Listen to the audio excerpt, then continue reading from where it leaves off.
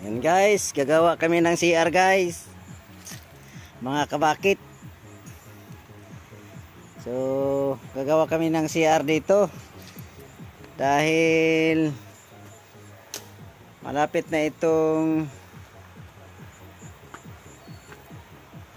matuluyan ng mga trabahante ng tulay.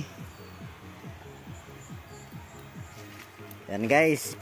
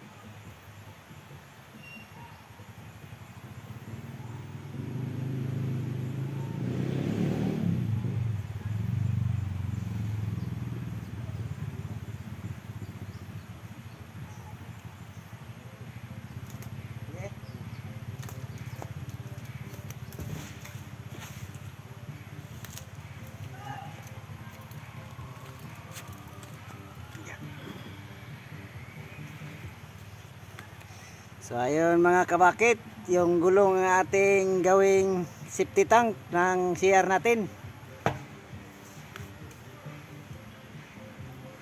So pwede pala yung gulong mga kabakit, gawin nating safety tank ng CR. Tapos sisimintuhin natin yung flooring. Tulak por. Pakopor. Yan ba? Oh, hey. Hindi na magkatay. Hindi na magkapul ba? Daw ba? Daw ba?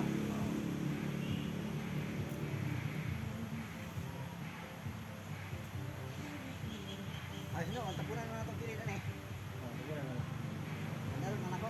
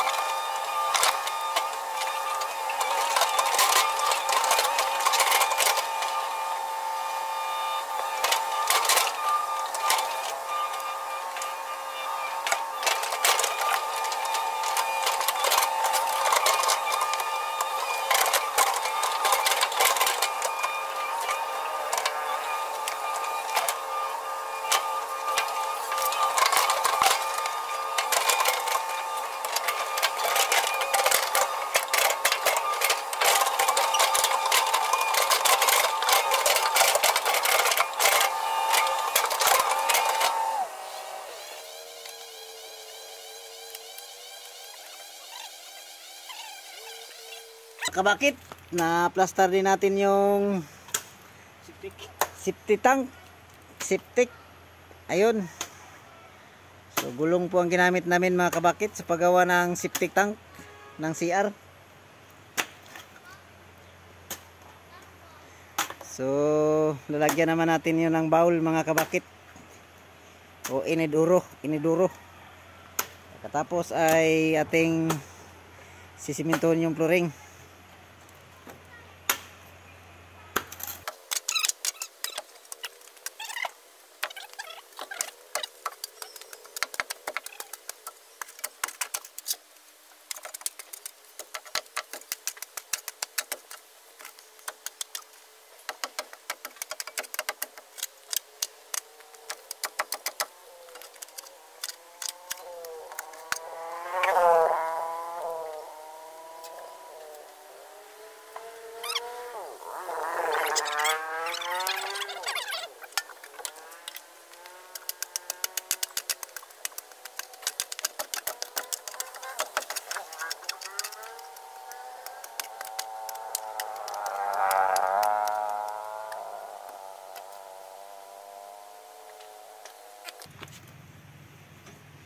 So ayun mga kabakit, naglagay tayo ng PVC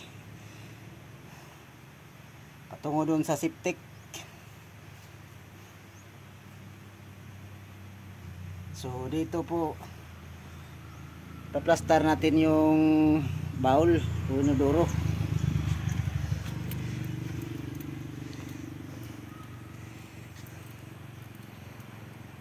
Yan mga kabakit. So magmamasa na naman tayo ng simento. Hahalo tayo.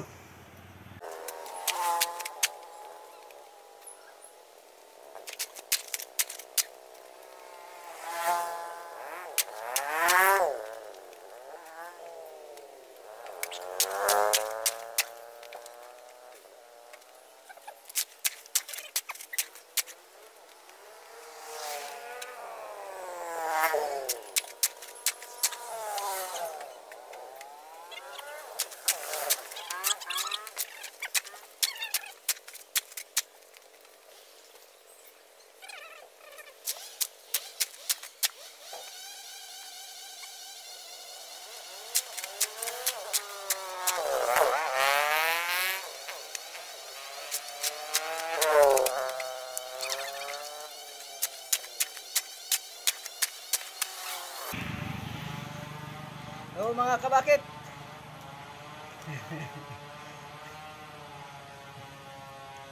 ito yung double kill mga kabakit. Double skill pala.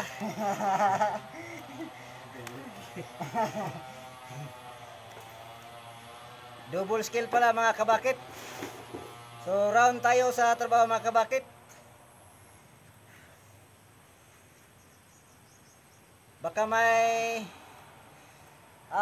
tumatanggap sa atin dyan mga kabakit kapag wala na tayong trabaho.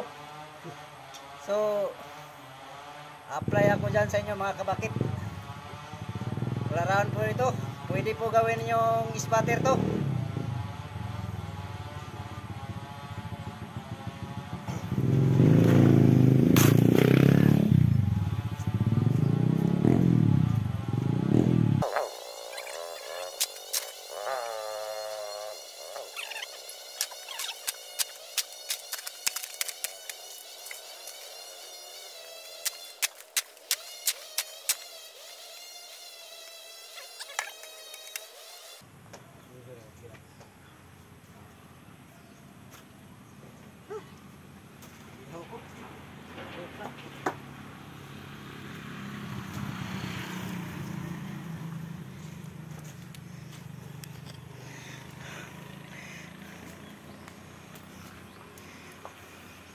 Tama-tama ang lumalabas na pawis natin mga kabakit. So ayun, yun po ang hinalo ko na simento. So ipipinish na po yan ng aming purman.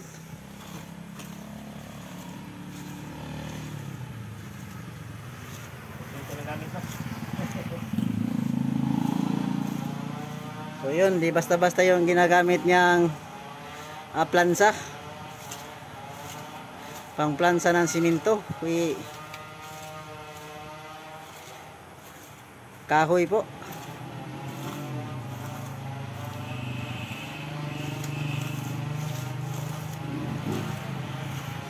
So lumalabas ang ating pawis. Pangtanggal na rin ito sa kolesterol mga kabakit. Kailangan din nating magpapawis paminsan-minsan para humahaba ang ating buhay.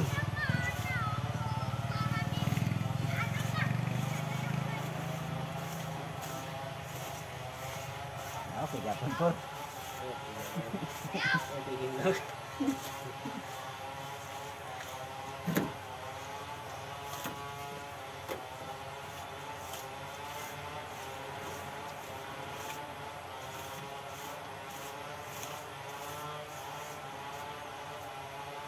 So ayan mga kabakit, naka-install na rin kami ng CR. Ito po yung ginagawa namin CR dito sa ginawa naming bunk house. May project po kami doon mga kabakit ng mataas na tulay. So ginawa namin ng bunk house yung mga trabahante galing sa Davao City. So ayun, ginawa namin ng CR.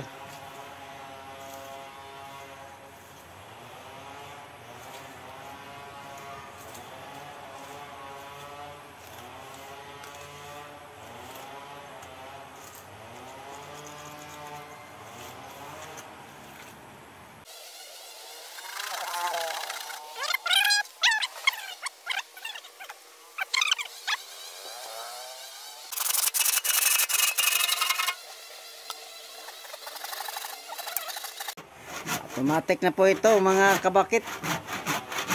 Ito yung trabaho na automatic.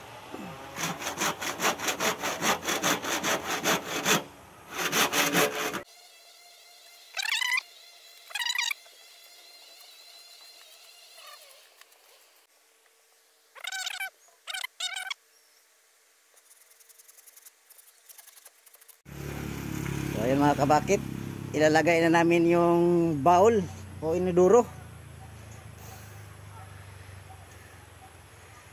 Patapos na po yung ginagawa naming CR mga kabakit. Naka-flooring na kami at maglalagay na kami ng inodoro. So yung septic na naman mga kabakit, tapos na rin. Tapos na rin natin yung septic. So ayun, basta natin yung inodoro.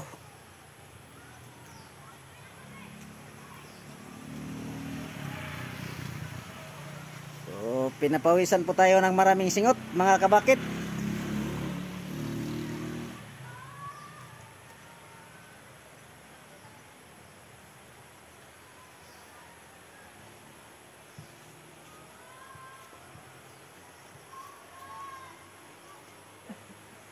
So ang kulang nito mga kabakit ay yung dingding na lang. May bubungan naman yan. Mayroon ng bubungan. Mayroon ng bubong. So ang kulang nito ay dingding na lang. So solve na po yung CR ng mga trabahante namin. Yung mga trabahante ng tulay. Magsisimula na kasi kaming gumagawa ng project naming tulay. So ayun mga kabakit, hindi pa nasisiyaran pero binuhusan na ng tubig. Para maalis yung mga ano. Para maalis yung mga nagbarabara na simento ba?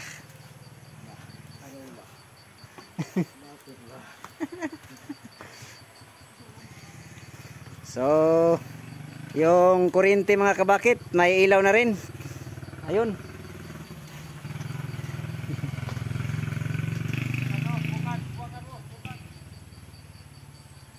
So ayun mga kabakit, nag-i-install na rin kami ng ilaw. Ayun. So yung CR tapos na. So bukas ay dadating na yung mga trabahante galing Davao City. Yun po ang magtatrabaho ng aming project na tulay. So alalay lang po ako ng crane mga kabakit, yung unit ko na backhoe. So ayun mga kabakit, salamat sa panonood. Follow, like na rin. So thank you and God bless.